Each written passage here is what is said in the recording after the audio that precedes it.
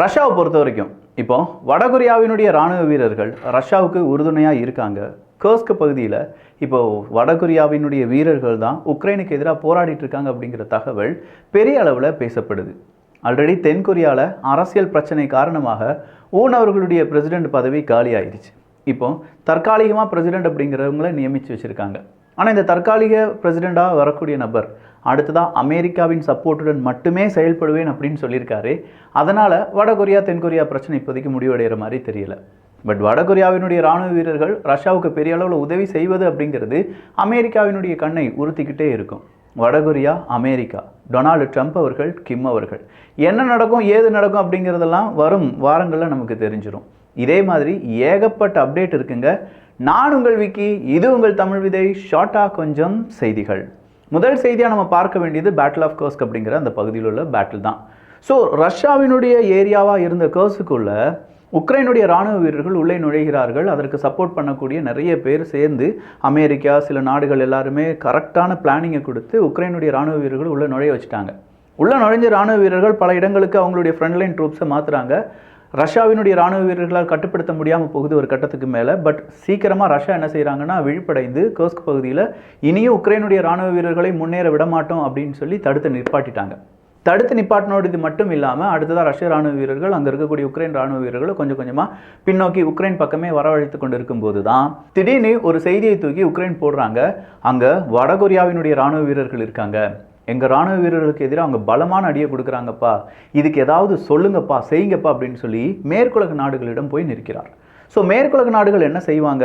கண்டிப்பாக வடகொரியாவினுடைய இராணுவ வீரர்கள் உள்ளே நுழைந்ததற்கு எதிர்ப்பை தெரிவித்த மேற்குலக நாடுகள் இந்த நேரம் வடகொரியாவுக்கு எதிராக என்ன செய்யலாம் ஏது செய்யலாம் அப்படிங்கிற ஒரு பெரிய சர்ச்சையிலையும் அவங்களுடைய அடுத்த கட்ட நடவடிக்கைக்காகவும் எல்லா நாடுகளும் ஒன்றிணைந்து பேசப் போகிறார்கள். அப்படி பேசி முடித்த பிறகு, அதாவது டொனால்டு ட்ரம்ப் அவர்கள் வந்த பிறகு வடகொரியாவுக்கு எதிரான மிகப்பெரிய அளவிலான ஒரு ரியாக்ஷன் அப்படிங்கிறது இருக்குன்னு சொல்லப்படுது. அது என்னங்கிறதெல்லாம் பொறுத்திருந்து பார்ப்போம்.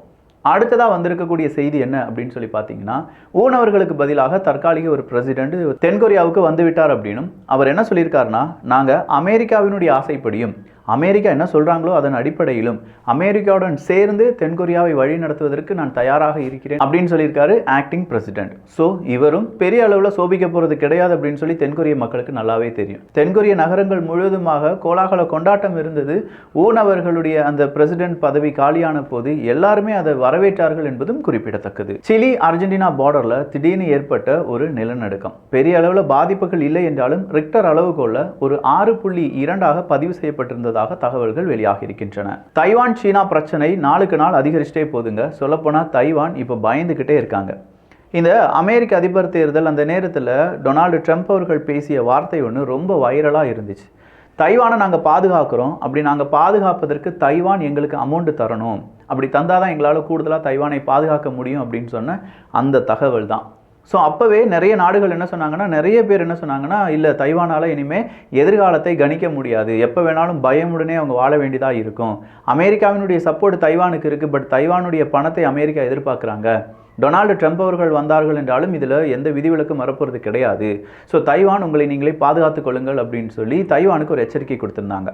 அதுக்கு தகுந்ததுபடியே சீனாவும் என்ன செஞ்சாங்கன்னா, அவங்களுடைய யுத்தம் தைவானை சுற்றி எப்படிலாம் அவங்க சுத்து போடலாம், எப்படி தைவானை முடக்கலாம் அப்படின்னு சொல்லி லைவ் ட்ரில்ல நடத்த ஆரம்பித்தாங்க. இப்போ லைவ் ட்ரில் மட்டும் கிடையாது, கடந்த சில மணி நேரங்களை எடுத்து பார்த்தா 6 கப்பற்படையினுடைய வெசல்ஸ் தைவானை சுற்றி வருகிறது. ஸோ தைவானை சுற்று போட்டிருக்காங்கப்பா 6 கப்பல்கள், சீனாவினுடைய கப்பல்கள். இதை சரி கிடையாது, எங்களுடைய ஏரியாவுக்குள்ளே அவங்க வராங்க, என்ன பார்த்துட்டு இருக்கீங்க உலக நாடுகளே அப்படின்னு சொல்கிற ஒரு கேள்வியை கேட்டிருக்காங்க. அமெரிக்காவினுடைய எந்த விதமான எச்சரிக்கையும் சீனாவை யோசிக்க கூட செய்யவில்லை அப்படின்னு சொல்லி சீனா அவங்களுடைய காய் நகரத்திலே பக்காவாக செஞ்சுட்டு இருக்காங்க அப்படின்னு சொல்லியும் இப்போ அமெரிக்காவினுடைய பெயர் கொஞ்சமாக டேமேஜ் ஆயிருக்கு சீனா தைவான் விஷயத்தில். பாகிஸ்தான் இன்டர்நேஷனல் ஏர்லைன்ஸ் அது மறுபடியும் அமெரிக்காவுக்கு டைரக்ட் ஃப்ளைட் அப்படிங்கிறது ஆரம்பிச்சிருக்காங்க. கிட்டத்தட்ட 7 வருடங்களுக்கு பிறகு தான் இந்த டைரக்ட் ஃப்ளைட் அப்படிங்கிறது அறிமுகம் செய்யப்பட்டிருக்கிறது. டொனால்டு ட்ரம்ப் அவர்கள் ட்விட்டர்லேருந்து தூக்கி அடிக்கப்பட்டார். ட்விட்டரில் நீ வேணாம், ட்விட்டரில் நீங்கள் மிஸ்இன்ஃபர்மேஷனாக சொல்கிறீங்க அப்படின்னு சொல்லி ட்விட்டர் என்ன செஞ்சாங்கன்னா, டொனால்டு ட்ரம்ப் அவர்களுடைய அக்கௌண்ட்டை சஸ்பெண்ட் பண்ணாங்க. அதன் பிறகு தான் ட்விட்டரை எலன் மஸ்க் அவர்கள் வாங்குறாங்க. அதன் பிறகு நாங்கள் எல்லாரையுமே பிளாக் பண்ண எல்லாரையுமே அன்பிளாக் பண்ண போகிறோம் அப்படின்னு சொல்கிறாங்க. ஒரு கட்டத்துக்கு மேலே டொனால்டு ட்ரம்ப் அவர்கள் பிரசிடென்ட் கேண்டிடேட்டாக நியமிக்கப்படுகிறார். எலன் மஸ்க் அவர்கள் சொல்கிறாங்க, ரொம்ப வருடங்களுக்கு பிறகு டொனால்டு ட்ரம்ப் அவர்கள் நம்ம ட்விட்டரில் இணைய போகிறார், எக்ஸ் வலைதளத்தில் இணைய போகிறார் அப்படின்னு சொன்னாங்க. ஸோ ட்விட்டர்லேருந்து வெளியில் போன டொனால்டு ட்ரம்ப் அவர்கள் சாதாரணமாக இல்லை, அவருக்கான ஒரு அப்ளிகேஷனை உருவாக்கினார். அதுதான் ட்ரூத் அப்படிங்கிற அப்ளிகேஷன். இந்த ட்ரூத் ஒரு எக்ஸுக்கு நேரடி போட்டியாக இருந்தாலும் பெரிய அளவில் அது சோபிக்கவில்லை அப்படின்னு சொல்லலாம். அப்படிப்பட்ட ட்ரூத்தினுடைய சிஇஓவாக இருந்தவர் தான் இந்த டெவின் நியூன்ஸ் அவர்கள். இப்போ இந்த டெவின் நியூன்ஸ் அவர்களை தான் டொனால்டு ட்ரம்ப் அவர்கள் இன்டெலிஜென்ஸ் அட்வைசரி போர்டினுடைய சீஃபாக நியமித்திருக்கிறார். ஸோ முக்கியமான ஒரு பொறுப்பு டெவின் நியூன்ஸ் அவர்களுக்கு கொடுக்கப்பட்டிருக்கிறது. டொனால்டு ட்ரம்ப் அவர்களுடைய ஆதரவாளராக இருந்த ட்ரூத்தினுடைய சிஇஓக்கு இப்படி ஒரு பதவியா வேற லெவலில் டொனால்டு ட்ரம்ப் அவர்கள் காய் நகர்த்தி கொண்டிருக்கிறார் என்பதும் குறிப்பிடத்தக்கது. இதே டொனால்டு ட்ரம்ப் அவர்கள் எலன் மஸ்க் அவர்களையும் விவேக் ராமசாமி அவர்களுக்கு எல்லாத்துக்குமே பதவி கொடுத்திருக்கிறார் என்பதும் குறிப்பிடத்தக்கது.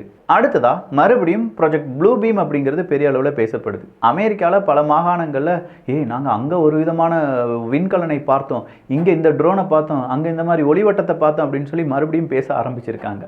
ஸோ டொனால்டு ட்ரம்ப் அவர்கள் அடுத்ததாக அதிபராக பதவி இருக்கக்கூடிய டொனால்டு ட்ரம்ப் அவர்கள் சொல்கிறாங்க, அமெரிக்கா இதே மாதிரி நிறைய விதமான சைட்லாம் பார்த்துட்டு இருக்காங்க, அப்படி பார்க்கக்கூடிய ஏதாவது ஒரு ட்ரோன் நம்முடைய அனுமதி இல்லாமல் இருந்தது என்றால் சுட்டி வீழ்த்தி விடுங்கள் அமெரிக்க இராணுவமே, இதையும் இப்படி போட்டு எல்லாரையும் பதட்டமாக வச்சுட்டு இருக்கீங்க அப்படின்னு சொல்லிட்டு ஒரு கேள்வியை கேட்டிருக்காங்க. ஸோ ஒருவேளை இது மறுபடியும் ப்ராஜெக்ட் ப்ளூ பீமா இருக்குமோ அப்படிங்கிற கேள்வியுடன் மக்கள் இதை பற்றியான விமர்சனத்தை செய்து வருகிறார்கள். அடுத்ததா போக்ரோஸ்க். இந்த போக்ரோஸ்க் அப்படிங்கிற பகுதி தான் ரஷ்யாவினுடைய அடுத்த டார்கெட்டாக இருந்தது. அப்படிப்பட்ட போக்ரோஸ்கி பகுதியிலிருந்து கிட்டத்தட்ட வெறும் 1.5 கிலோமீட்டர் தூரத்தில் யார் நின்று கொண்டிருக்கிறார்கள்? ரஷ்யாவினுடைய இராணுவ வீரர்கள் நின்று வருகிறார்கள். போக்ரோஸ்கியும் அவங்க பிடிச்சிட்டாங்கன்னு வச்சுக்கோங்களேன், உக்ரைனுக்கு இதை விட பெரிய இழப்பு வேறு எதுவுமே இருக்க வாய்ப்பே கிடையாது. 2024க்கான கடைசி இழப்பாக உக்ரைனுக்கு இந்த போக்ரோஸ்கி ரீஜன் இருக்கும். இதனால தான் உக்ரைனுக்கு வேறு வழியே இல்லை, கடைசியாக ஒரு கவுண்டர் ஒஃபென்சிவ் கொடுக்க வேண்டிய தருணத்தில் நின்றுட்டு இருக்காங்க. உக்ரைனுடைய லாஸ்ட் ஹோப்பே அந்த கவுண்டர் ஒஃபென்சிவாக தான் இருக்கும். அதற்கு எத்தனை நாடுகள் உதவ போகிறாங்க அப்படிங்கிறது தெரியல. பட் கண்டிப்பாக இந்த மாதிரியான ஒரு கவுண்டர் ஒஃபென்சிவை கொடுத்தே ஆக வேண்டும் அப்படிங்கிற ஒரு நிலைப்பாட்டுடன் ஜெலன்ஸ்கி அவர்கள் இருக்காங்க.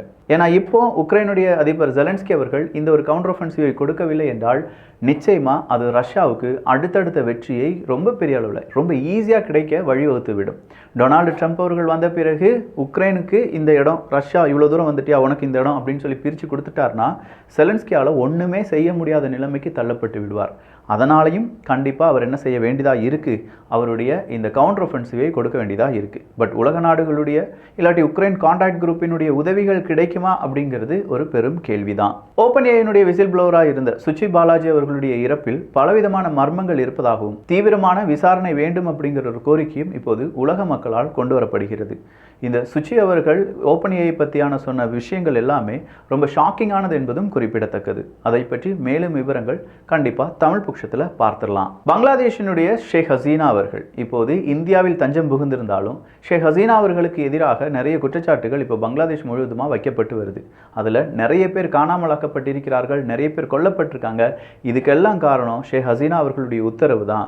எனவே அவர்கள் மீது இந்த மாதிரியான வழக்குகளை தொடர வேண்டும் அப்படின்னு சொல்லி தொடர்ச்சியான வழக்குகள் ஷேக் ஹசீனா அவர்கள் மீது பதியப்பட்டு வருகின்றன. இது எல்லாம் சேர்ந்து தான் இன்டர்நேஷனல் லெவலில் ஷேக் ஹசீனா அவர்களுக்கு ஒரு அரெஸ்ட் வாரண்ட், ஒரு ரெட் நோட்டீஸ் பங்களாதேஷ் அறிவிப்பதற்கான வாய்ப்புகள் இருக்கின்றன. அது இந்தியாவுக்கு ஒரு சிக்கலை ஏற்படுத்துவதற்கான வாய்ப்பாகவும் மாறும்.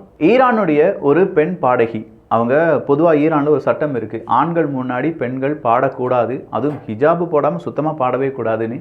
ஆனால் ஆண்கள் முன்னாடி அந்த பாடகி பாடவும் செஞ்சிட்டாங்க, ஹிஜாபும் போடலை. கிட்டத்தட்ட 10-16 லட்சம் மனிதர்கள் அந்த வீடியோவை பார்த்துருக்காங்க. அதன் பிறகு அந்த பெண் பாடகி கைது செய்யப்பட்டிருக்கிறார்கள். இது இப்போது ஈரானில் பேசு பொருளாக மாறி வருகிறது.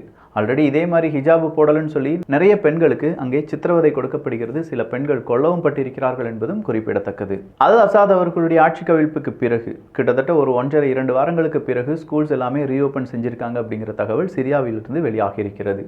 துருக்கி அமெரிக்காவிடம் ஒரு கோரிக்கையை கேட்டிருக்காங்க. குர்தின போராளிகள் அங்கே சிரியாவில் சில ஏரியாக்களை கண்ட்ரோல் பண்ணியிருக்காங்க, நீங்கள் அவங்கள ரீஅசஸ் பண்ணணும், அவங்கள சீக்கிரமாக நம்ம அழிக்க வேண்டும். ஏன்னா குர்து மக்கள் கண்டிப்பாக அர்மேனிய படுகொலை, குர்து மக்கள் அப்படின்னு சொல்லும்போது துருக்கிக்கு அவங்கள சுத்தமாக பிடிக்காது. அப்படி துருக்கி என்ன சொல்கிறாங்கன்னா, அமெரிக்காவினுடைய உத்தரவின் பெயரில் அந்த குர்தின போராளிகளை ஒட்டுமொத்தமாக துடை தெரிவதற்கான ஒரு பிளானை துருக்கி பிளான் பண்ணிட்டு இருக்காங்க. ஆனால் இதே துருக்கி எல்லாரும் சேர்ந்து தான் அல் அசாத் அவர்களுடைய ஆட்சி கவிழ்ப்புக்கு காரணமாக இருந்தார்கள் என்கிற குற்றச்சாட்டை ஈரான் கடந்த 2 தினங்களுக்கு முன்னாடி அயத்தல்லா அவர்கள் சொல்லியிருந்தார் என்பதும் குறிப்பிடத்தக்கது. நெய்பர் ஒரு கண்ட்ரி தான், அவங்களுக்கு தேவையான எல்லா உதவிகளும் செய்து கொடுத்தார்கள், அவங்க தான் அல் அசாத் அவர்களுடைய ஆட்சி கவிழ்ப்புக்கு காரணம் அப்படின்னு சொல்லி துருக்கிய இன்டைரக்டா அயத்தல்லா அவர்கள் சொன்னது ஒரு பரபரப்பை ஏற்படுத்தியிருந்தது என்பதும் குறிப்பிடத்தக்கது. DR காங்கோ மற்றும் ருவாண்டா பீஸ் டாக் அப்படிங்கிறது இப்போது மறுபடியும் கேன்சல் ஆயிருக்கு. இது எப்பண்டா நடக்கும் அப்படின்னு சொல்லி உலகமே எதிர்பார்த்து காத்து கொண்டிருக்கிறார்கள். சுடானில் நடக்கக்கூடிய உள்நாட்டு பிரச்சனையும் நாளுக்கு நாள் அதிகரித்து வருவதாகவும் செய்திகள் வெளியாகி இருக்கின்றன. அயர்லாந்தில் இருந்த இஸ்ரேலினுடைய தூதரகம் அப்படிங்கிறது மூடப்பட்டிருக்கிறது. அதே நேரத்தில் மோல்டோவால புதிய தூதரகத்தை திறந்திருக்கிறது இஸ்ரேல். கிட்டத்தட்ட இஸ்ரேல் பாலஸ்தீனம் இல்லாட்டி இஸ்ரேல் காசா யுத்தத்தில் கொல்லப்பட்டவர்களுடைய எண்ணிக்கை 45,000 உயரப்போகிறது அப்படின்னும், நேற்று ஒரு தினத்தில் மட்டும் 18 நபர்கள், முந்தானத்து நம்ம எடுத்து பார்த்தோன்னா ஒரு 45, அதுக்கு முந்தின தினம் அப்படின்னு சொல்லி பார்த்தா ஒரு 38, இப்படின்னு சொல்லி நாளுக்கு நாள் அவங்க கொல்லப்படக்கூடிய நபர்களுடைய எண்ணிக்கை 2 டிஜிட் தான், அதுக்கு குறைந்ததே கிடையாது. ஸோ இதே மாதிரி கண்டினியூஸாக அவங்க என்ன செஞ்சுட்டு இருக்காங்கன்னா, இஸ்ரேலினுடைய படை அங்கே இருக்கக்கூடிய பாலஸ்தீனியர்களை, காசா மக்களை கொன்று குவித்து வருகிறார்கள். இஸ்ரேல் இன்டர்நேஷனல் கிரிமினல் கோர்ட்டில் ஒரு அப்பீலை கொடுத்துருக்காங்க. அது எப்படி நீங்கள் நெத்தன்யாகு அவர்களை அரெஸ்ட் பண்ணலாம், ஒரு அரெஸ்ட் வாரண்டை பிறப்பித்திருந்தீர்கள் அல்லவா, அதை கேன்சல் பண்ணணும் அப்படிங்கிறது தான் இஸ்ரேல் கொடுத்திருக்க அப்பீல். கிட்டத்தட்ட 6,50,000 டன் நிலக்கரியை நாங்கள் எக்ஸ்போர்ட் பண்ணியிருக்கோம் அப்படிங்கிற இன்ஃபர்மேஷனை சொல்லியிருக்காங்க தாலிபன்கள். ஸோ ஆப்கானிஸ்தானில் தாலிபன்கள் 6,50,000 டன் நிலக்கரி எக்ஸ்போர்ட் பண்ணியிருப்பது அப்படிங்கிறது அவங்களுடைய இன்கம் சோர்ஸில் முக்கியமான சோர்ஸாக பார்க்கப்படுது. ஈரானுடைய ஃபாரின் மினிஸ்டர் இன்று ஒரு கோரிக்கையை வைத்திருக்கிறார். சிரியாவில் ஏற்படக்கூடிய மாற்றங்களை எல்லா நாடுகளும், குறிப்பாக அரபுலக நாடுகளும் இஸ்லாம் நாடுகளும் கவனிக்க வேண்டும் அப்படின்னும், அதில் மேற்குலக நாடுகளுடைய சூதாட்டம் கலந்து இருக்கலாம் அப்படின்னும் சொல்லப்பட்டு வருவதாகவும், எனவே நாம தான் நம்ம அண்டை நாட்டை இல்லாட்டி நம்முடைய சகோதர நாட்டை பாதுகாக்க வேண்டும் அப்படிங்கிற கோரிக்கையை வைத்திருக்கிறார். நெத்தன்யாகு இஸ்ரேலை ஒரு சிவில் வாருக்குள்ளே இழுத்துட்டே இருக்காரு, அவர் அதை சிவில் வார் வராமல் அவர் விடவே மாட்டார் போல அப்படின்னு சொல்லி முன்னாள் டிஃபென்ஸ் மினிஸ்டர் ஒரு குற்றச்சாட்டை வைத்திருக்கிறார். சிரியாவினுடைய இப்போதைய அரசாங்கத்துக்கு எந்த உதவியாக இருந்தாலும் சரி, எப்படிப்பட்ட உதவியாக இருந்தாலும் சரி, செய்யறதுக்கு நாங்கள் தயாராக இருக்கோம் அப்படிங்கிற அறிவிப்பை கொடுத்திருக்காங்க துருக்கி. சவுத் ஆப்பிரிக்காவில் ஆல்கஹால் மோர் எக்ஸ்பென்சிவா மாற்றப்படுகிறதாம். அங்கே குடி காரணமாக ஏற்படக்கூடிய பிரச்சனைகள் அப்படிங்கிறது அதிகரித்து வருவதால் ஆல்கஹாலுடைய விலையை ஏற்றினால் என்ன அப்படிங்கிறதும், அதே நேரத்தில் ஆல்கஹால் கிடைப்பதில் சிக்கல் இருக்கிறது, அதையும் கருத்தில் கொண்டுதான் இந்த ஆல்கஹாலுடைய பிரைஸ் அதிகரித்திருப்பதாகவும் செய்திகள் வெளியாகி இருக்கிறது. பிளாக் சீல 2 ரஷ்யாவினுடைய ஆயில் கப்பல் மூழ்கியதாகவும், அதனால எண்ணெய் கசிவுகள் அங்கே இருப்பதாகவும் இப்போது வரக்கூடிய செய்திகள் சொல்லுகின்றன. காசாவில் கிட்டத்தட்ட 45,000 மனிதர்கள் கொல்லப்பட்டு விட்டார்கள்.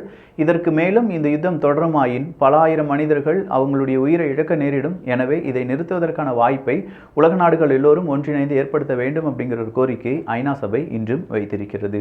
வேர்ல்டு ஹெல்த் ஆர்கனைசேஷனை பொறுத்த வரைக்கும் காசா மக்களுடைய துன்பம் இந்த நூற்றாண்டில் மிக முக்கியமான துன்பமாக பார்க்கப்பட வேண்டும் என்கிற தகவலை கொடுத்திருக்கிறார்கள். ஏகப்பட்ட செய்திகள் அப்டேட் அப்படிங்கிறத பார்த்துருப்பீங்க. உண்மையிலே உங்களுக்கு உபயோகமாக இருந்தது என்றால் ஒரு லைக், ஒரு கமெண்ட் பண்ணிருங்க. நல்லதை பகிர்ந்து ஷேர் பண்ணி நல்ல சமுதாயத்தை உருவாக்குவோம். நன்றி, வணக்கம்.